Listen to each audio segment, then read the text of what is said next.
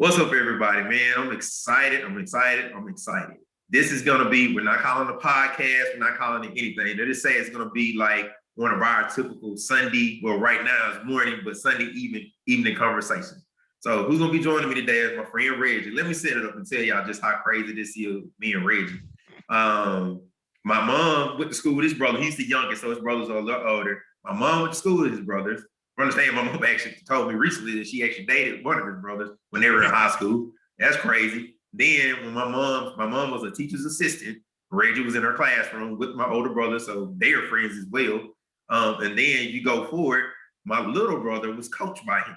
So I can remember him being at the hospital when my little brother hurt his back playing football. Although he still was able to play after that. So it's always been like a connection. Here's the weird part. We didn't even really, as far as connect as friends through any of those situations.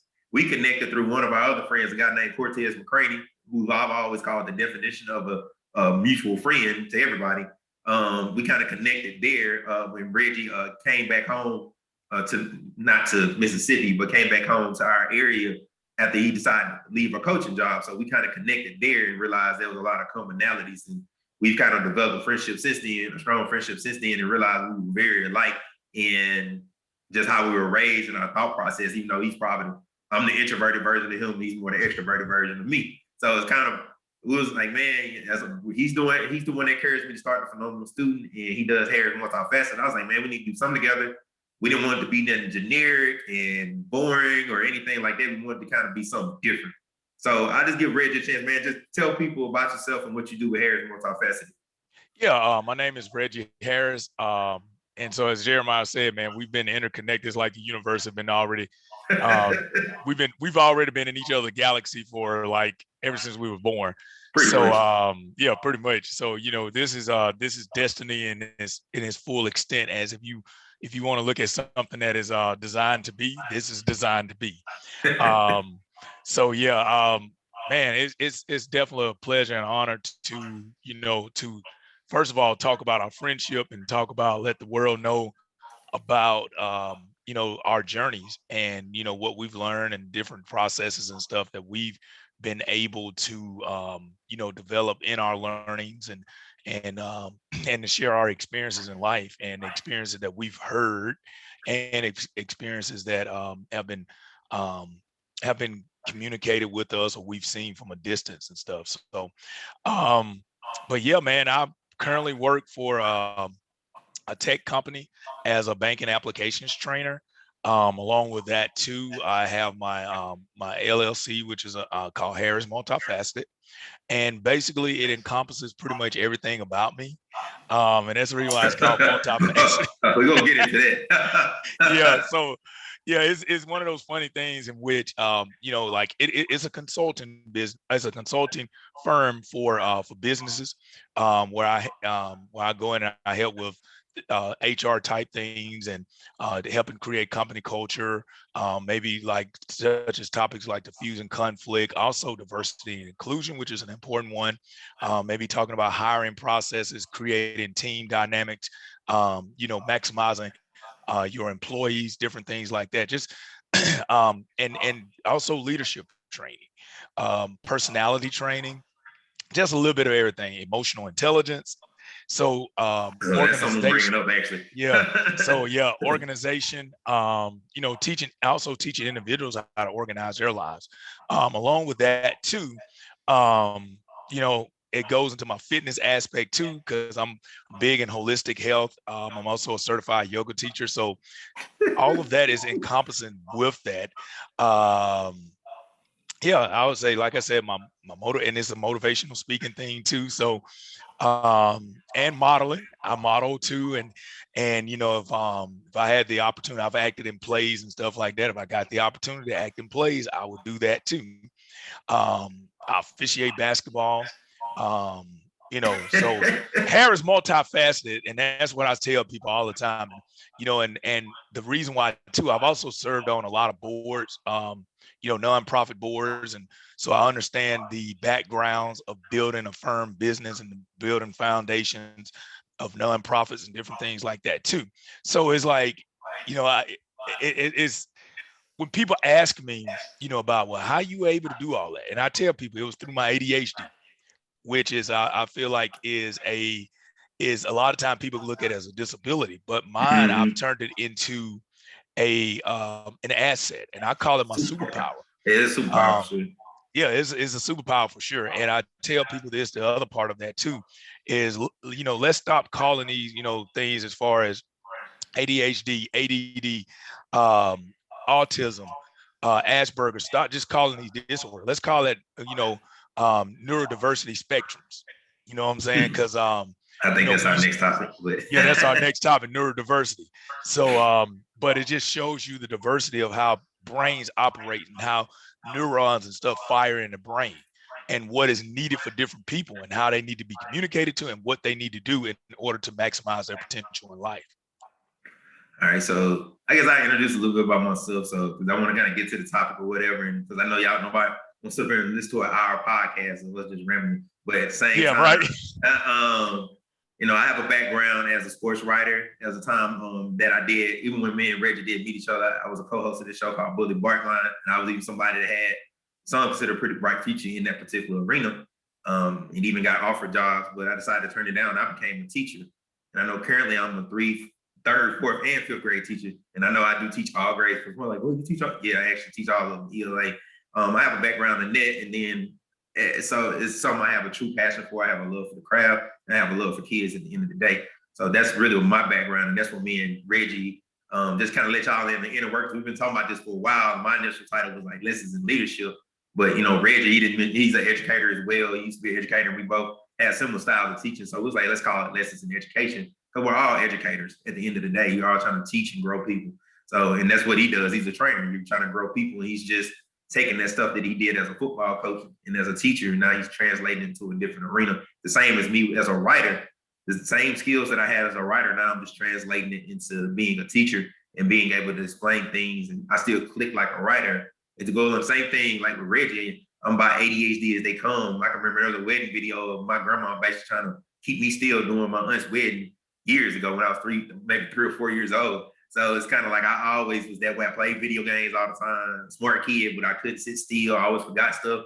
But now that I'm a teacher, I'm very structured in how I do things. I have to be, because I'll forget it. And then at the same time, I understand activities, because I think like if I was the kid, if I'm going through doing activity, I'm like, yo, this whack to me. What do you think it'll be to a human whose brain ain't fully formed? Like, it's really that simple. No, that's true. It's really not like I'm doing it that deep and I'm smarter than everybody else. It's just that I'm ADHD and I get it. Like, I don't sit there and think like, oh, we got to do it this way because this is the way it's supposed to be done. Like, no, I do it to make sense.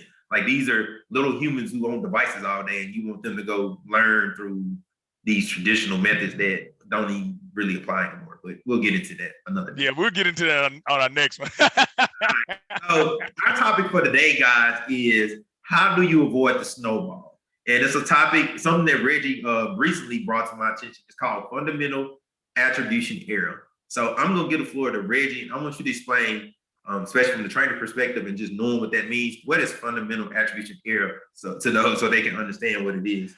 Yeah, it basically occurs when one prefers a disproportional or dispositional explanation instead of a situational one of an individual's behavior or action. And so what in layman's terms, it is considered to be, we take one's action or their character or their personality, and then we contribute that to maybe just one thing that happened. So we take their whole character and we take their whole demeanor, their personality, and we contribute that. We say, hey, this is the way this person is based on one thing we saw from them, or maybe an experience we had from somebody that was very similar. But here's the kicker to that. The kicker, the other part of that is that we tend to have grace for ourselves if we exhibit that same behavior, and we make excuses for ourselves if we do something similar or people like us. It's kind of like that. And give you an example as an educator. If, our parents know this one real good. You have a kid that that belongs to your friend. Your friend talks about everybody else's children, But whenever something is brought up about their kid, oh, my kid didn't do that. Oh, there's no way, there's no possible way my kid said that, could have done that. There's no way. My child is this, my child is that. But they're willing and ready to put other people's kids in a box. But their own kid, it's like, even don't though they touch know that. it's true. Even though they know it's true. There you go. Or like I say, they make excuses, or they'll blame it on something else, somebody. Well, no, that's not my child's normal behavior. But for everybody else, it's their normal behavior. So, and so that's where we will go when we look at that, as far as understanding that in practical terms. It's basically, to just summarize that whole 3-part definition, is when I look at other people, groups of people, or another person and say, hey, that action defines you.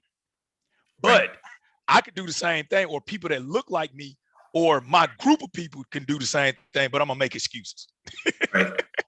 So going with that, I guess the second, so even another thing, me and Reggie was talking about this before, and the educational part of it, one thing I'm very big on is aligning everything in Bloom's taxonomy and teaching, and it's really helped me in the classroom, and I've come up with a few structures based around that. So that's kind of what I'm doing with this. So first, I'm giving you kind of like the identifying, or giving you the understanding of what that is. Now we're going to get into, I guess, the comprehension standpoint of, so y'all can relate to it. And Reggie already broke it down in layman terms. Where do we most see that? I guess I'll kind of lead off where I feel like, the way Reggie's explained it to me, I think of a story that Nick Saban, and it was really a story, Nick Saban and Bill Belichick were talking, which is another lesson in leadership in and of itself. But talking, them two, they were talking, and Nick Saban was talking about his experience working in the NFL, and it probably helped prepare him to come back to college. He was talking about in the NFL, if they buy a player, or they, get a guy in free agency, the owner. And Nick Saban is Alabama's coach. And I just want to add, for people that don't know, Nick Saban is the University of Alabama football coach that everybody hates for winning all the time. And Bill Belichick is the New England Patriots coach that everybody hates for winning all the time. So yeah, there's a reason they do it. Right. So, and people don't know that they're like best buddies. They like snuck off to like hang out and stuff when they were both in the NFL, even though that's strictly frowned upon. But that's how much they just love each other. All right. So what he was talking about in the NFL, you have to play a guy no matter what, if you like them or not. But he talked about, he said normally, like if you and a guy, he used the word jihad. If you and a guy just don't jihad, you just don't play him. Because he turns it into a whole, and obviously that's bad coaching. Like if a guy, his personality, something you don't like about him, you just decide, I'm just not going to play the player, because he's doing something I don't like, but he might just be, it's one thing if he's actually doing something to destroy the team. It's another thing, you just don't like them because they don't fit your style. Like, not your style, but like what you think a personality type should be. Not that they're a bad person, it's just that their personality isn't what you like. So that's what came to mind when you brought it to my attention, was that little anecdote for them two, where you say like, well, normally like you and a guy don't jihad, sometimes you just don't play him. And I'm sure some players from his past was like, this mother, so Reggie, what are some situations where you feel like is a lot of times people gonna see it in just that regular everyday lives? Yeah, and like to add on to what you're saying, you look at also too how Nick Saban evolved past his biases with that. You know what I'm saying? Like as he grew as a coach, he evolved. And, one thing that I want to, we're going to talk about too at the end is solutions to those unconscious biases. This right here is basically considered a conscious and an unconscious bias, because we do this consciously and unconsciously. And so like an example that I usually like to tell is, somebody maybe with a quiet demeanor around, because we all can be put in a situation or a space in which we kind of do stick out maybe like a sore thumb, whether it's our personality, hair color, facial expressions, the way we handle things, the way we read stuff, the way we go about our business, the way we cook our food, anything. And if you're in a certain group where the majority has found identity in something, and I give you, and I'm gonna get very specific with this in a moment, but I want to set this up here. But if that majority has something that they have an identity to, and you're the one that's different from that identity, therefore, everything that you do that they do not necessarily agree with, they're gonna somehow tie it back to that one thing that separates you from them. Oh, you're not a culture fit then. Right. So like, say for instance, hypothetically speaking, you're working for a Fortune 500 company and you've been placed in a group where you have a lot of gregarious extroverts. Well, that one person that has been put into that situation because of they, like maybe the hiring manager was like, hey, I need something different in this group. So the rest of the group is like, oh, he don't fit us. He don't like to talk to us. He don't like to go to social hour. He don't want to come to the break room. He don't want to do this. He don't want to do that.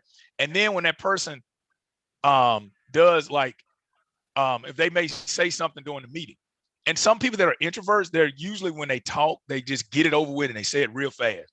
And then the rest of those gregarious people that are like smiling and upbeat and setting up their what they're gonna say and to have a story with it, they're like, ooh, so-and-so was just rude. You know what I'm saying? That's the first thing they're gonna start saying. And now what's gonna begin to happen is that every little thing that they do is gonna snowball, just like what you're talking about. Yeah. And it's like, even if they walk by and forget to speak, oh, they're just rude. Even though you didn't speak to them. I feel like you're talking about the story of my life right now.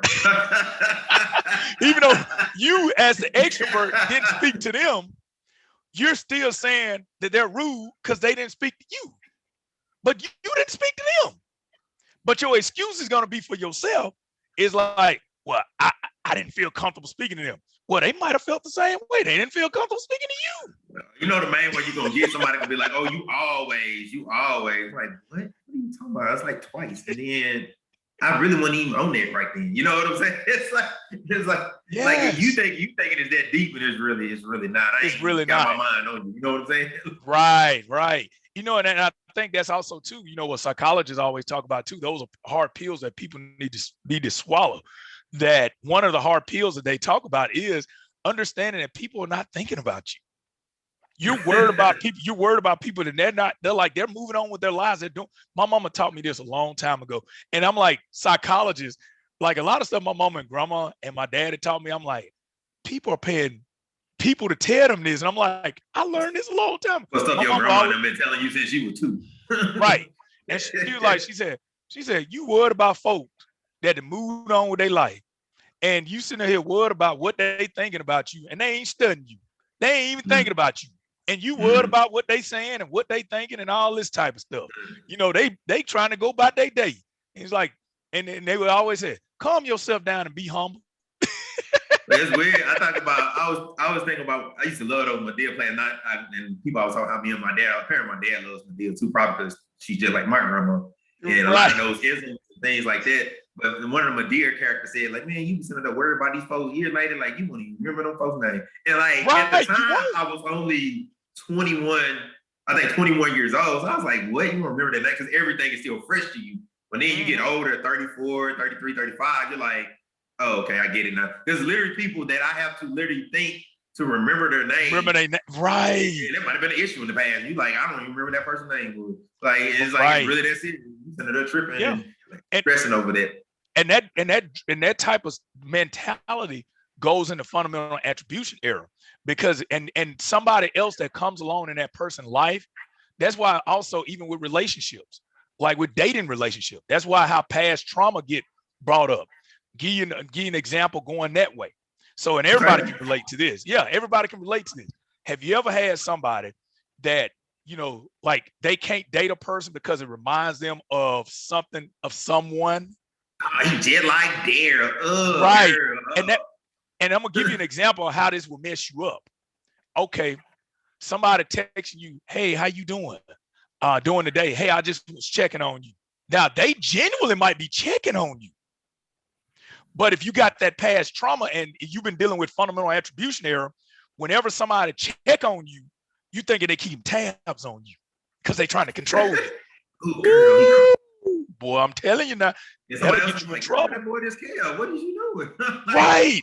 He's just trying to be a gentleman, or she just trying to be sweet. She's trying to, and you're like, man, that woman trying to control me, man.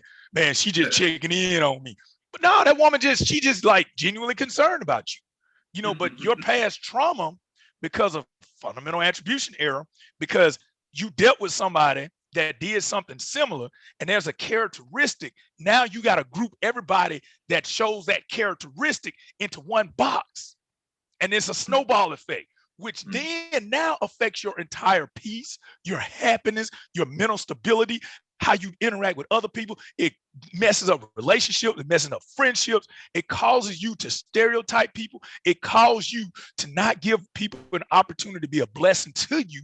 And you also remove yourself from being a blessing to somebody else. And guess what begins to happen? You can mess up somebody in your life, the life that could be changed, because you kick the person out of your life that need to be in your life. Maybe not even necessarily for you, but maybe for a family member. Yeah, maybe for a family member or something. So, and it's just so real like that. And I think people like they'll say, when you told me this term, it was like, well, I actually was talking to someone yesterday about it, like that particular term. And I told like I remember you first brought it to my attention. I was like, that's why I brought up the snowball. I was like, yeah, I definitely seen that a lot, like especially with teaching. And that's kind of, I guess that leads into what I was gonna say. How the third part of it is the application part of how like you experienced it. And I can say from my own, I'll talk about it from both of you as a teacher and as the teacher getting judged and then the teacher judging others. So I start with like how I'm like, say, judging the kids.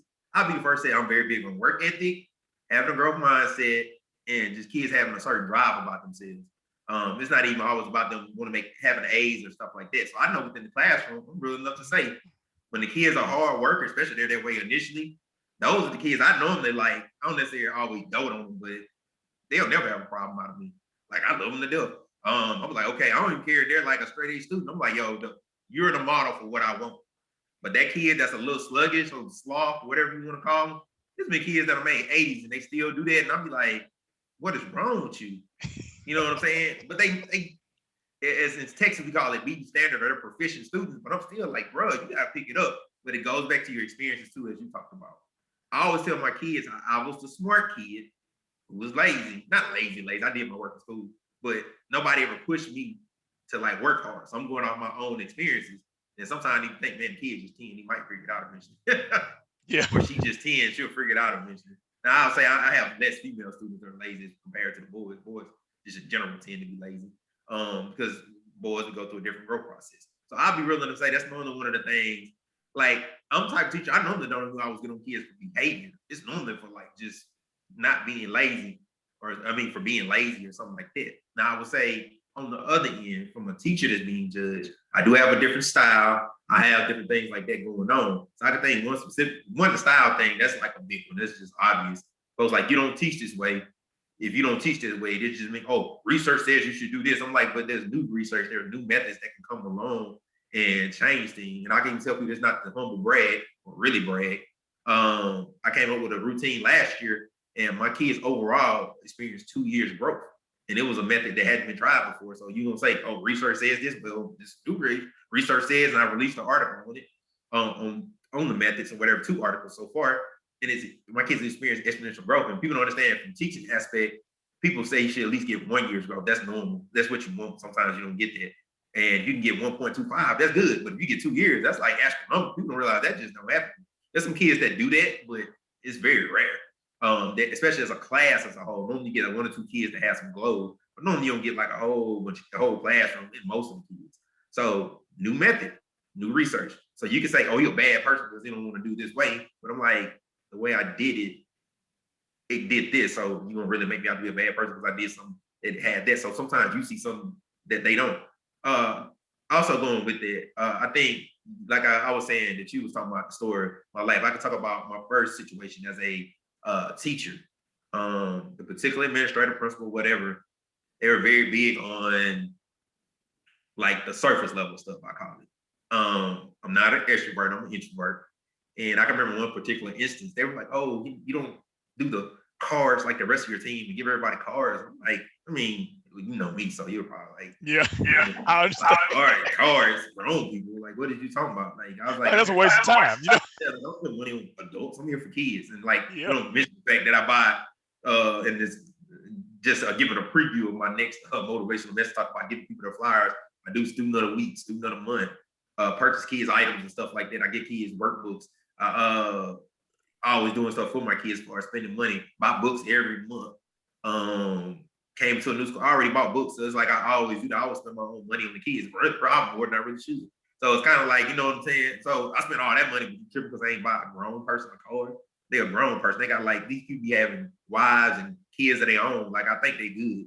So it's like because I don't want to show that image of being some beta male in the elementary. And just for those who don't understand, and just to give you an understanding too, you could be a male at the elementary level. Now, Reggie worked at the high school level. You have more coaches, you're gonna have more alpha males. That's what they want actually. You know what I'm saying? You're gonna be a coach, you're gonna be a good coach. I don't know too many coaches that ain't alpha.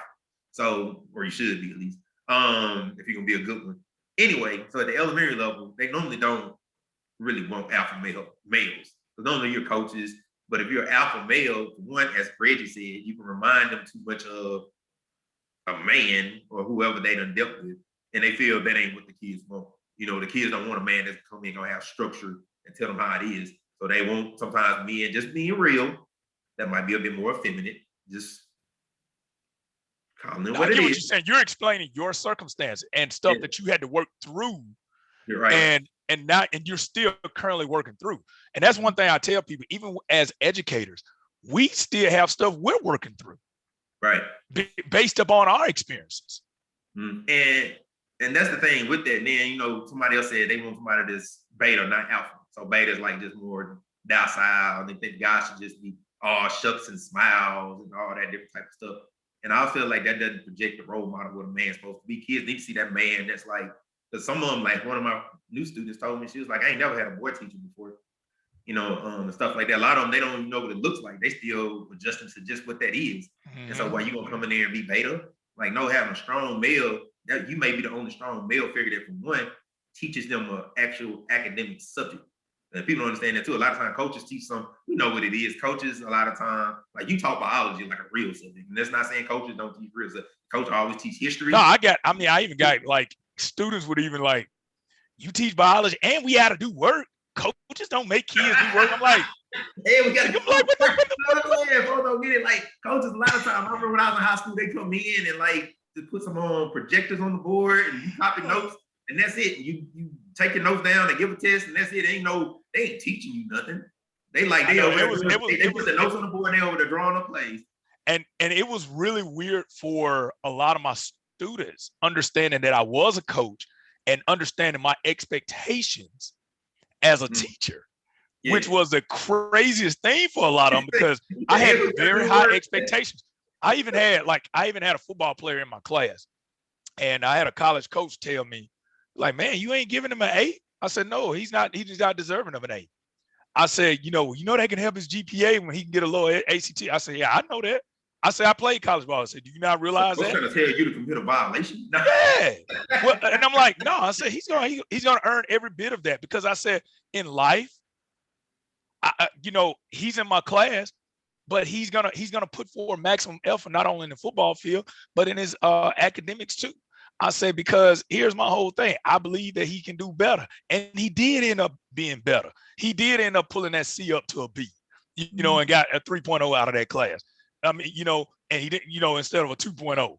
So it was like one of them type of things where I had to tell that college coach that somebody I wanted to eventually be like, that I had to put him in his place. And I didn't want to do it that way, but I just was like, bro, like, I'm not, like, I can't go against what this child actually needs based upon, based upon a stereotype.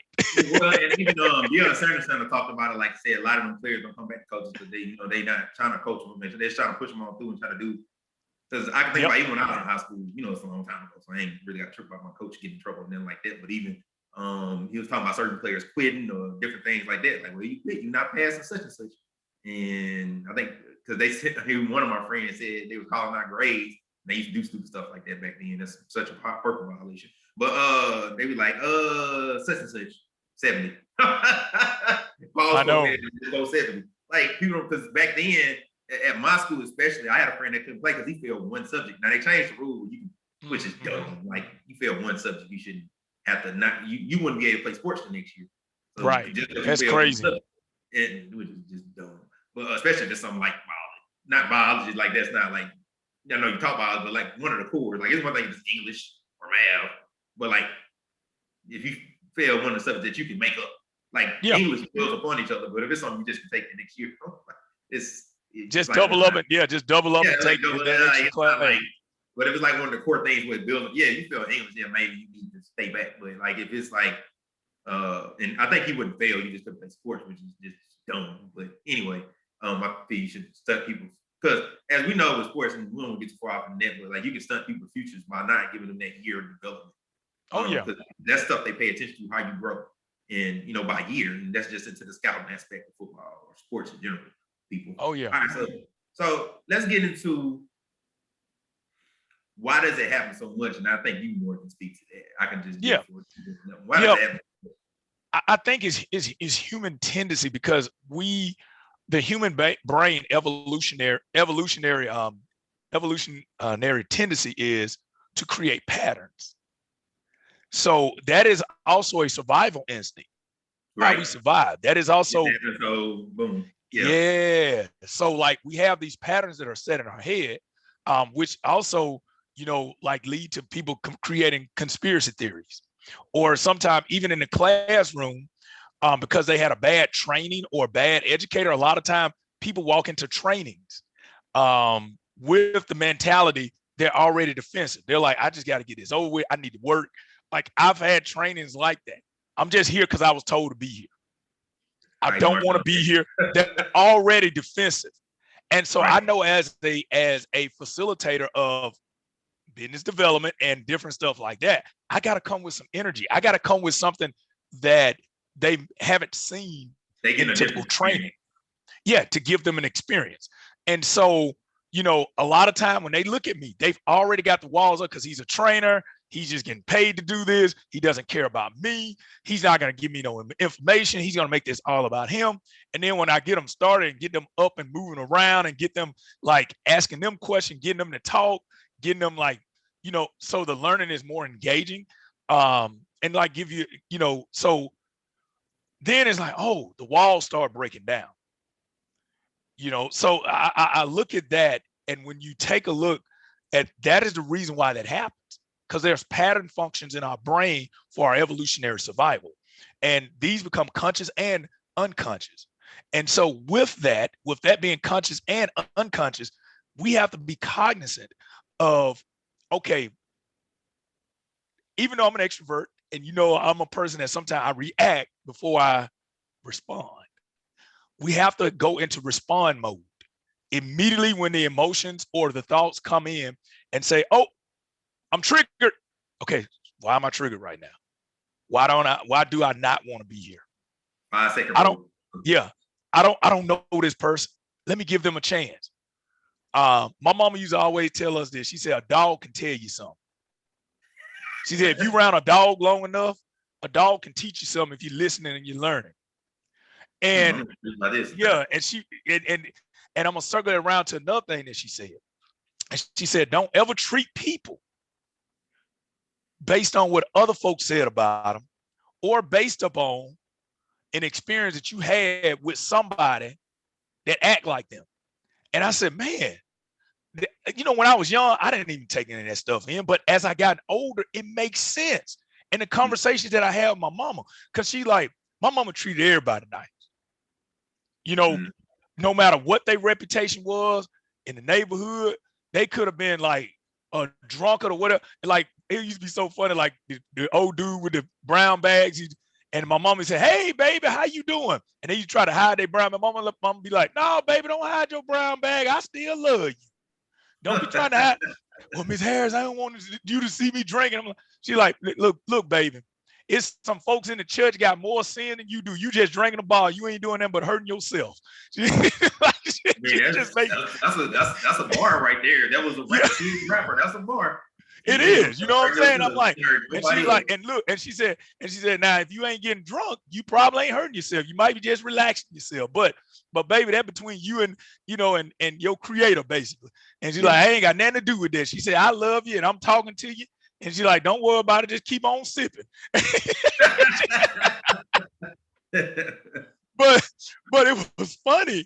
But but I look at it now as being, my mama, I don't know how she did it. And I don't know what way she worked through it. But as I've gotten older, I see how she probably, because she grew up very fundamentally conservative, and she's still very much conservative. Church, like she's like those church ladies on Medea. You know what I'm saying? She like the church ladies on there, but she also got some Medea in her too. You know what I'm saying? Don't let the niceness fool you. But but a lot of time, I think she had to work through experiences that she had, because she saw also too within the church and within people that she held to a high standard, that they had some of the same behaviors as the wino, as the drunkard, but it came out differently. So she began to process in her head that a lot of these, like, instead of you grouping people in a box, understanding that, yeah, an action doesn't define a person's overall heart, doesn't define their overall personality, doesn't define their overall who they are, their character. And then what Steve Harvey said, God ain't through me yet. So sometimes yeah. And even when you look at a person that does one good act, they might be doing that for a specific reason. And we've already characterized, oh, they're such a great person. But if we look back over their life, they did something publicly for clout. Yeah. But if you look back over their life, you like, they don't line up. Yeah, right. Let's not get overly spiritual, biblical. There's no, I guess we're not doing that type of, but me and Reggie got to go in some different ways. So this is very authentic to how we talk. But, yeah, this is how, and that's why I say I didn't bring up anything quote unquote like that. But what I'm saying is using that as an example of why this stuff happens. Because sometimes, like I said, we'll give grace to a rich, greedy person for doing one good thing, but criticize the poor person who's been doing good all their life, that decided, hey, I need some food for my family, and do a little food stamp fraud. But they've been a good person. They actually cook and take care of the doggone neighborhood. They take care of the block. And the thing is, you can't get so caught up in like what people do publicly. I thought about, there's a story I read in this book about what makes the great great. And in the book, it's from this Black author, Dennis Kimbrough, and he talks about this lady, Osceola McCarter. I talked about her some years ago in the reflection. And I think she was like a little lady. She was like a cleaning lady or something like that. Clean folks dishes like her whole life. She never had kids, never had a husband. Very, I guess you would say, a nondescript person. Just didn't make a big deal about anything. But her whole life, she was actually saving money the whole time.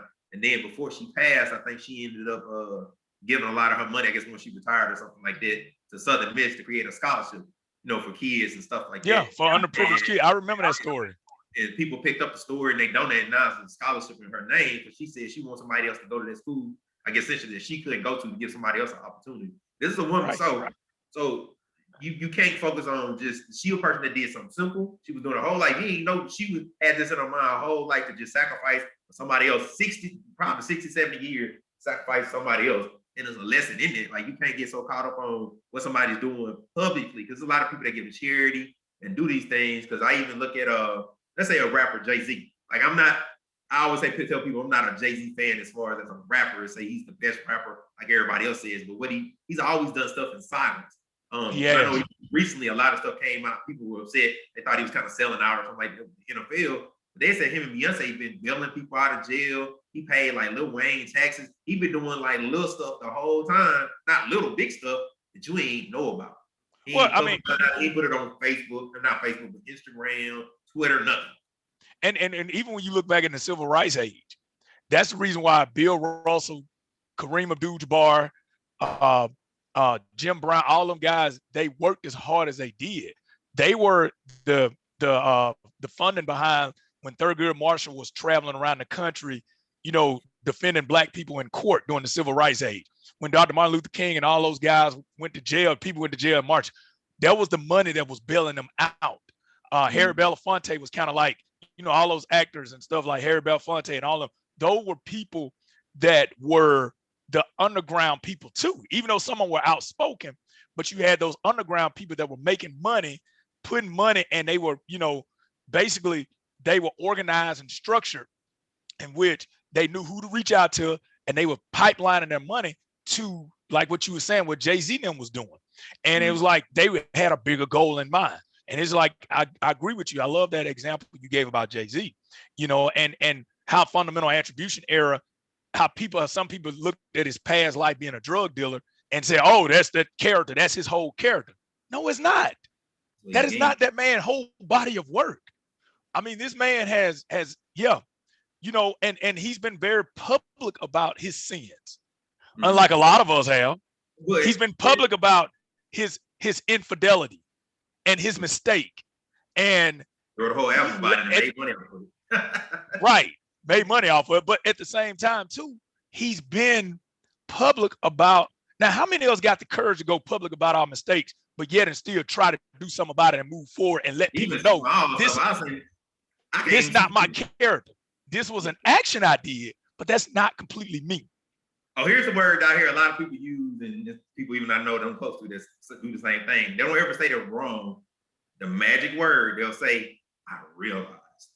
But they'll never go, I was wrong and I'm sorry. They'll just say, oh, I realized, but they don't go off the aspect of actually apologizing to you. They'll just say they realize like they just, grew as a person and they came from a thing from a story. They realized, but they didn't go, man, I realized I apologize for what I did. Blah, blah, blah, blah. People don't do that. So, that's more and that's the reason why, the other thing with fundamental, and that's those cognizant conscious biases, because, just because your transgression look different than somebody else, therefore, like a lot of people like to put Jay-Z in a box. No matter what good he do, he's still that drug dealer. He's still, the guy that had infidelity with Beyonce. Like, I'm just saying, like that's what people try to classify him as, but they don't look at, hey, this guy's a wonderful father. This guy has been changing cities, individuals, funding businesses of other upstart businesses, creating his own marketing brand, creating pipelines and generation of money, providing jobs for thousands, not just hundreds, thousands of people. Also has positioned himself in a position where the next available NFL team that is going to be available for sale, he has rights with the buying group to be a part of it. Right. Like you get what I'm saying here? Yeah. Like, well, another thing too, like people look at, like I said, like you said, they overlook it with other people. We're not gonna get into the political aspect and how people looked over certain people's transgressions, but that's here nor there. But that's a fundamental attribution error where we look at certain transgressions as being more that way more than others, while overlooking our own transgressions or people that are just like us. Oh, like I hear people make the mistake. Well, I would say make the mistake of saying, well, you know what, just give me a little grace. That was just a one-time action. But where's the grace when somebody else does it? You're automatically contributing that to a group of people. So yeah. So this is definitely down your lane. And I'm giving Reggie the floor a lot, and I'm just piggybacking off of it because this is, he trains people on these type of things, these type of thought processes. So just to evaluate part of it, how do organizations not avoid the snowball? Like, why is this bad for organizations? So you evaluate just from the standpoint, why is this bad for organizations to engage in? And I would just say from my end, I think it's bad because I think you lose employees in this situation. You lose employees, and you add a situation too. I think really you add a situation where you don't have to cover up a lot of stuff. Because those people probably realized that it was fundamental, that it was a situational thing, which you brought to my attention. Sometimes it's really situational, but they realized it later on. But at the same time, then they got to they went so far left with the fundamental attribution error thought process. Now they got to cover themselves instead of just saying, hey, we got to find a way to correct this, tell the person we're sorry, and move on. But you can't admit you're wrong because there's documentation. Then you admit that. And so there's a lot of things with that too. So once you make that mistake, and I definitely know about that, it's like you have to cover yourself. It becomes a whole thing. You're dealing with 2-3 years of stuff. I mean, it's something that could have been solved by, I'm sorry. Yeah. And really two words could have solved 2-3 years of drama. Just right. Sorry, I did wrong. Let's move on. But anyway, I'll just let you have the floor, and you can speak more to like I don't know, I might use the wrong one, micro, macro situation of it. So speak more to that. So So like, bottom line, it costs training money. Because most of the time, whenever, and I'm gonna be honest with you on that, most of the time when this type of stuff happens, whether it's from organizational, managerial, or even employee to employee, what begins to happen is you have discord, which therefore people start looking for another job. So guess what happens when they leave and they find that other job and they leave? You got to pay money to train people back in. And guess what that does to your bottom line and productivity? It slows it down because now you have to get another person trained to even get close to maybe the efficiency of the person that left. So now you're spending training dollars. Not only that, you're losing productivity, and at the bottom line also too. And if you allow this fundamental attribution error to affect your hiring processes, you're going to lose diversity in thought in your company. Mm-hmm. Because what I mean by diversity of thought is, I know that I probably thought I was going to go color or creed or something like that. No. Because diversity of thought has to do with the background. Now, ironically, backgrounds differ because of color, because of race, because of gender. But what ends up happening is that people with various experiences, because like, here's the other thing. If, say, for instance, hypothetical speak, I'm giving an example. If you have male leadership that did some fundamental attribution error to a person that was a female leadership that was the only one within that 4, so you have 4 leaders and one of them female, 3 males. And then that caused that female to leave. So guess what begins to happen?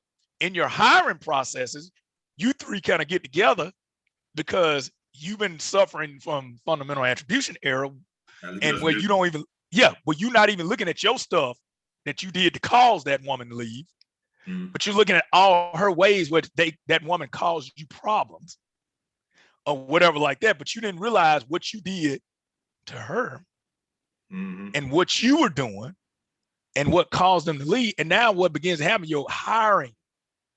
Now you begin to maybe hire somebody that acts and looks like you. Now, then what happens is, you don't get the most qualified applicants. You don't get the most qualified applicants. And then plus you get comfortable, you get stagnant. You only are able to attract one market. See what I'm saying? Yeah. So now you start getting around that, hey, this person don't do this person don't do that. I mean, we even can talk about, let's get to say, even, and ain't Kanye, but I'm kind of like this. People realize I'm getting ready to talk. It really makes, we both make connections left and right. We always think. Look at the NFL. Right now they're having issues with, maybe you need to train them on fundamental attribution here. They're hiring coaches. Why is Eric Bieniemy not the Houston Texas coach? And explain it. Let's just call it what it is. Why is he not their coach right now? Deshaun Watson would not be extra for a trade right now if that's the case. Let's call it what it is. Why is he not their coach? Right. So, and part of that has to do with fundamental attribution error. I mean, I give you an example that we saw it in the NFL. And I love Tom Brady. I'd consider him the greatest quarterback, even though I think the greatest football player is Lawrence Taylor and Jerry Rice. I think people never give Jerry Rice this time, but whatever. But we're besides the point. But I love Tom Brady. I think he's a great competitor. Not only that, I just love his fire. But I've seen some of that fire be in other players that have been classified as being selfish. Yep. Or they all about themselves. And I'm like, they're the same guys that when they put the camera on them on the sideline, they're screaming and yelling just like Tom Brady is at their teammates on the sideline. But Tom Brady get called passionate. He gets called, he loves his team. I get that. But those same other players are doing the same thing. They love their team too. But they'll skip over the time that Tom Brady trying to give a high five and dude walk past. But right. They look past that stuff. Whatever. But that's that whole, like I said, going back to fundamental attribution error. And some guys get judged on a different standard because of going back. Some people that are in those positions that make these evaluations, or even people personally, they have tendency to give Tom Brady a little credit in a different way because Tom Brady reflects them more than those other players, if you get what I'm saying. Yeah. Well, you see what I'm saying? He reflects more of who they are than who those other players, they can relate to him better. They say like with Pat Mahomes, I can use him and Lamar Jackson as a perfect example. Lamar Jackson is a winner. He's all about team. He knows, and Patrick Mahomes never talks arrogantly and then like that, but he says a lot of stuff that's suspect. He say stuff like, "Man, my first year I couldn't even read defense." Now, I know I couldn't even read defense. I was just out there playing. Now somebody else say that which is the craziest thing. His college coach, who never like went to a big bowl game, only won like few games a year, end up getting a head coaching job in the NFL and then teach the guy how to read a defense. You couldn't even win at Texas Tech and you get an NFL coaching job? When does that? And you didn't even teach the greatest, probably he's going to end up being the greatest quarterback. You didn't even teach him how to read the defense when he was in college. He admitted it. Yes. And I'm sitting here like, how did this man get a job in the NFL? And people don't realize, like, people think those be crazy statements, but you're a coach.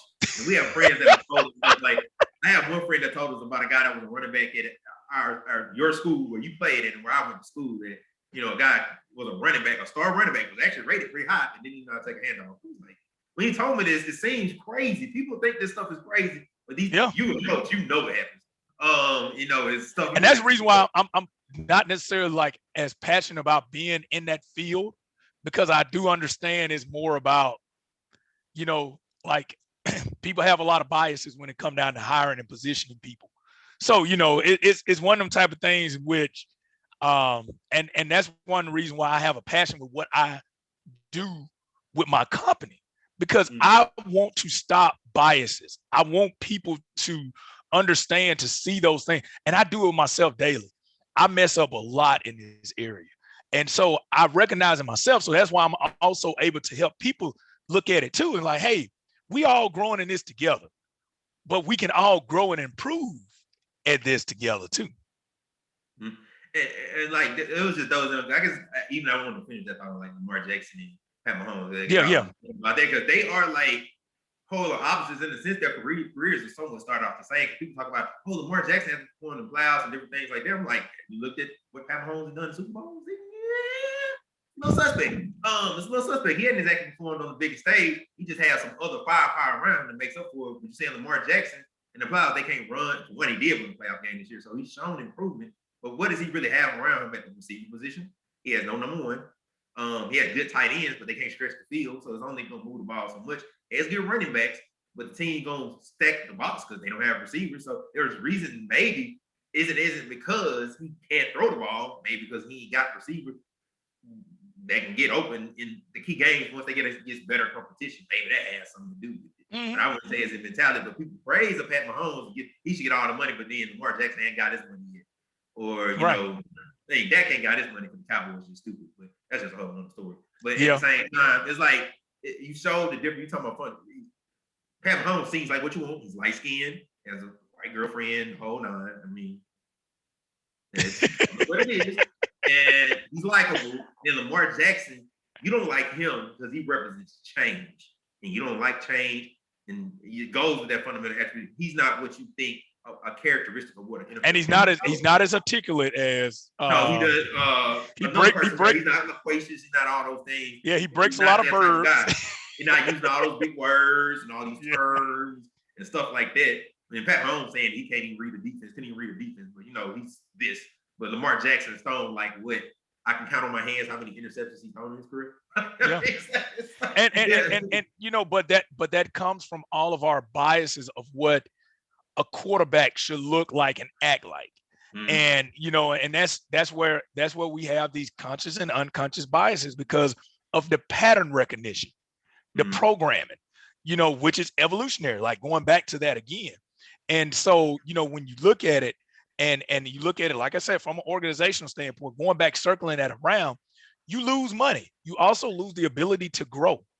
You also lose the ability to reach a different market.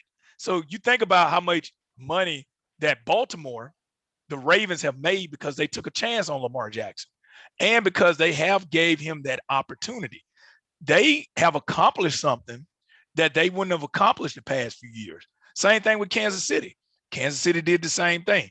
They both took chances and the guys that look different than the normal type, what we're used to seeing at the NFL quarterback position. And they both have benefited and profited from that because they were able to look at the Buccaneers. Look at the Buccaneers. I mean, they talking about diversity. They got women, all black coordinators, women coaches. They definitely subscribe to that, and obviously they benefited off of it. And then also, let's go back to the Texans. Maybe I'm thinking about because I'm in Houston.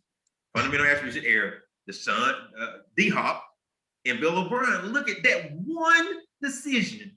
Yeah. That one decision, because that coach decided I don't G-Hop with him. He did this probably one thing I don't like. They even brought up something about D-Hop when he had baby mama, some stupid foolishness like that. D-Hop, and you get ready to trade him for a running back. Right. And it goes back to, like sometimes that's what happens in organization. And, it happens in our everyday life when you talk about, okay, even just as far as a person maybe questioning, somebody in leadership after a presentation, and the leader takes it the wrong way. Mm-hmm. And then now you have drama. And now you're saying that leader is automatically saying, oh yeah, because they question me, they're a troublemaker. Like maybe it is pointing out that something is wrong. Right. Or maybe they've looked at something that was different and they have, and like, or maybe their question is because of their personality. That's the other thing. I teach personality assessments too. Some people in certain personality assessment people. No. Yeah. So some people, when they're in a personality that questions things, they're not being disrespectful. They just want to get a good understanding, because in order for them to move forward and to do their job effectively, they have to know the reason why. They have to know why they're doing what they're doing. And they also have to be comfortable with it. And the thing about it is, a lot of times people say, well, they're not buying in. Well, the reason why they're not buying in is because they're not comfortable. And but what you're saying, that they're a troublemaker. And that's fundamental attribution error. Because here's the other part about that.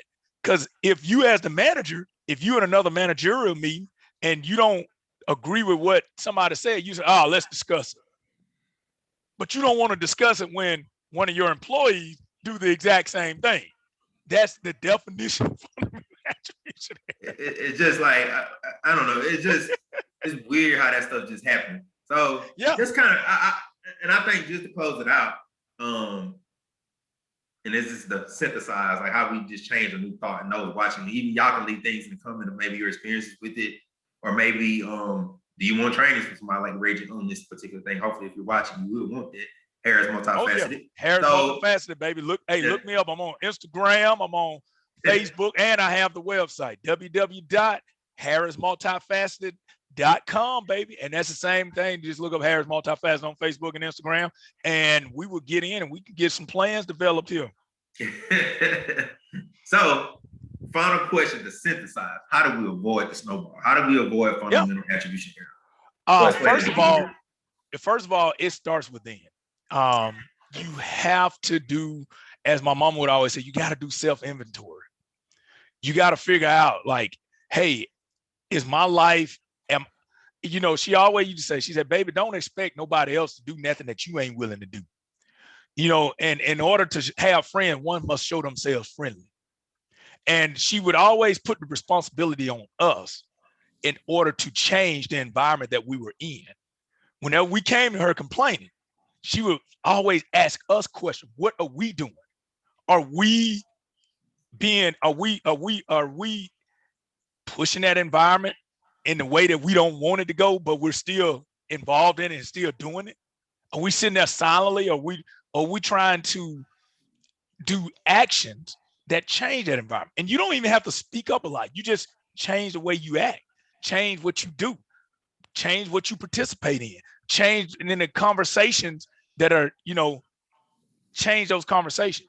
And also too, I'm gonna go through a list of practical ways, and you guys can take, like write some of these down if you would like. I would always say, number one, acknowledge that there's a problem. And even if it doesn't impact you, acknowledge it.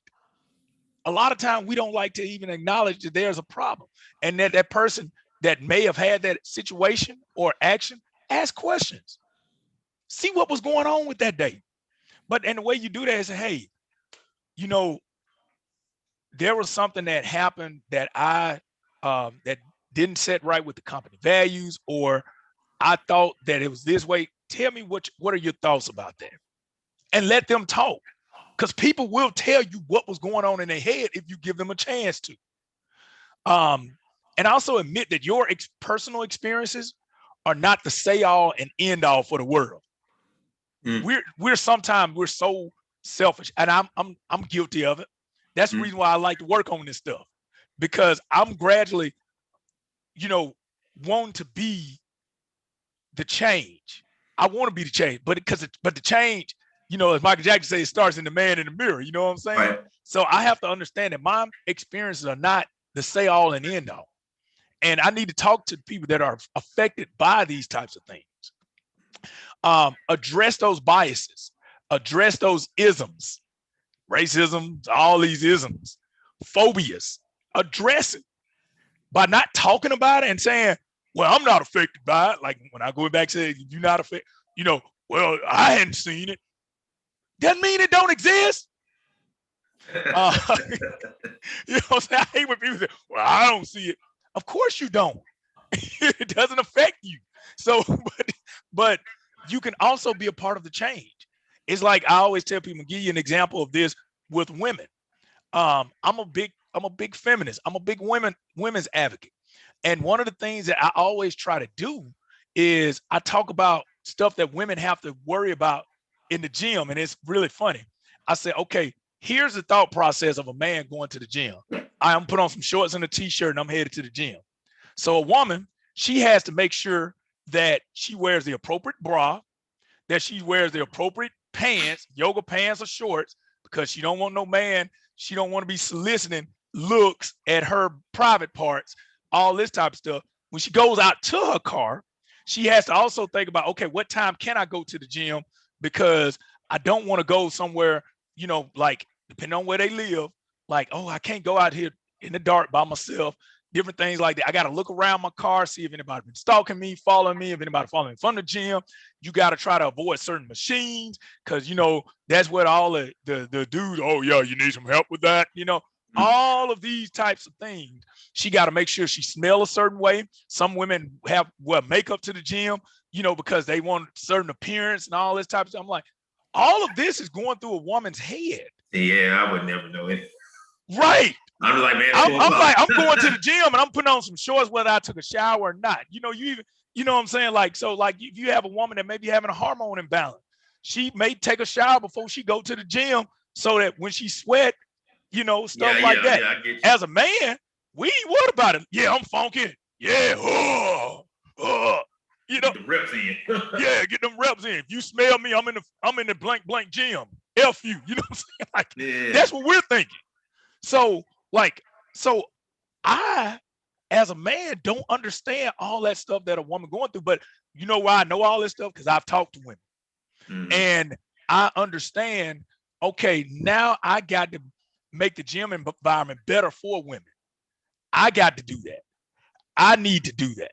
I need to take responsibility wherever I can to also educate other men of what I know, and also here's the other part that led me into that part, that example lead me into this, developing relationships with people that are different than you, that are going through similar things, asking questions. So like, say for instance, hypothetically speaking, if you are dealing with somebody on the job or that has a certain personality, go to a friend that may have a similar personality and ask, hey man, what can I do? And they might be able to give you some advice on that. Another thing, listen to those who are affected, to empathize, not to respond. A lot of time we listen to offer that person a solution about changing themselves. Yeah. It's all about growth and just having that growth mindset and like, man, really yes, got to check themselves and them just being real. I mean, I think you were a bit more eloquent than I'll be in this situation. And man, people just like, man, check yourself, man, before you mess around and lose a good employee. And it isn't just sometimes you lose a good employee because these managers you're making about, or in the school since you principals, think of all the other people.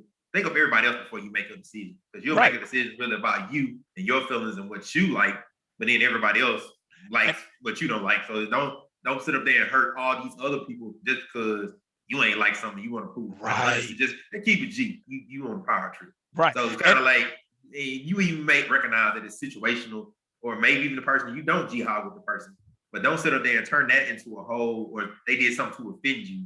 Don't turn that into a whole thing where you hurt your whole organization just because put your organization ahead of yourself. Right. And it's going back to being emotional intelligent. Yeah, that's and I was gonna use. Yeah, go ahead. I recommend that book for anybody. Emotional Intelligence 2.0. Get it, take the test, I recommend it because emotional intelligence is everything. Understanding about how others perceive you, understanding and it's continual growth process. You have to be proactive and working towards being emotionally intelligent. And a lot of people, well, I'm me and da da da da da. I get that. They don't do nothing. Yeah, that doesn't do anything. My mama told me this a long time ago. She said, baby, you can't always have your way in this world. You got to learn how to meet people halfway. And and I always challenge that with other people. I say, hey, I'm willing to meet you halfway if you're willing to meet me halfway. I'm gonna come halfway. I need you to do the same. Like I tell you, I understand where you're coming from, and I acknowledge that, and I won't. But you got to also acknowledge mine too. And that's where we can get some solutions. We both acknowledge each other experiences, lives, and lifestyles, and what's going on. Then that's how we decrease. Along with the other things I mentioned, decrease fundamental attribution error. Because now we're not looking at a person or a group of people as we're not looking at their character based upon an action of another person or one action that we saw from that particular person as their overall being. And so it brings me back to what I was what I was saying is like, we all got skeletons in our closet. We all got stuff that if we look on, and things that we all need to work on. And we don't want nobody to take that one action or that one mistake or our past mistakes and make that be who we are now, especially when we've learned from it and changed, or even maybe it just happened. But my mama used to always tell us this too. She said, look at the 80 things somebody did right instead of that 20 things that they did wrong a lot of time. And you'll come to find out that, that person, who they really are based on the things that they did right instead of all the things that they did wrong. And so, and like I said, now I know there's some non-negotiables, what I'm saying? We all understand that there are some non-negotiables out there that when somebody does something, it's like, you know what? Yeah. What I'm saying? Like, you deserve to be put in check, but also too, we have to look at, we have to act, respond with wisdom, be tactful, and show love, and get educated. And that's what I say, that'll be my final point. Along with doing emotional intelligence, read. Read. As one person once told me, read. Yes, learn and learn from scholars. Do not learn from these conspiracy websites. Don't learn from somebody that just wrote an opinionated article, but actually look at some academia. There are a lot of doctors out there that study this stuff. A lot of companies out there that specialize in this. I myself specialize in it. You know what I'm saying? So like, I'm not saying that you should listen to me, but I want you to go out and get all this research. and that's very true. And I guess we're kind of getting to the point of closing. We were like, me and Reggie, you see how our conversation kind of go around, and honestly, this is organic as I was hoping it would be. Even I was thinking, like, unfortunately, I don't know if we can make it organic how our conversation on the road. But you see, we might found a way to merge in sports and all this other little stuff. But that's how our conversations normally go. They're not really tangents. It's just like we both make connections to so many things. So we're both so many things. Like I'm a reader. It's ADHD superpower, baby. So we'll be all over the place, but you're gonna get educated the whole time. So that's kind of how I'll probably end. This is our first lesson. And I hope you're educated. And I think, honestly, as y'all continue to listen and you continue to follow us on our journey, as we go through this, I think y'all really gonna learn a lot about how we think, but it is really a lot about from our different. This show is kind of more focused on the thing that Reggie brings to say, but there's some things I've learned as well and some approaches I've learned. So you might learn some lessons from how I've approached things. But that I felt the first topic, because me and Reggie have both experienced this because of our different styles and how we think and how we click. We both dealt with that fundamental attribution error and the pains of what that can cause and the destruction that can cause. Because it isn't just it's as simple as you lose an employee. We both worked in education And if you engage in fundamental attribution here as a leader in that situation, you can hurt a lot of people, a lot of kids, and it can be detrimental. It can be detrimental. We're not talking about organization losing one employee, maybe losing a lot of money. We're talking about lives getting affected because you decided you ain't like somebody because of some dumb stuff. This is called keeping it a buck, as one of my friends like to say. That means to those layman terms. All right. So I just wanted to end. Thank y'all for listening. You should be watching this now. It started at 6 p.m. Central. So just thank y'all for listening, and watch out for that next lesson. I think next we might have to go with that neurodiversity, man. Let's hit that up next time. But thank y'all for listening. Thank you, guys.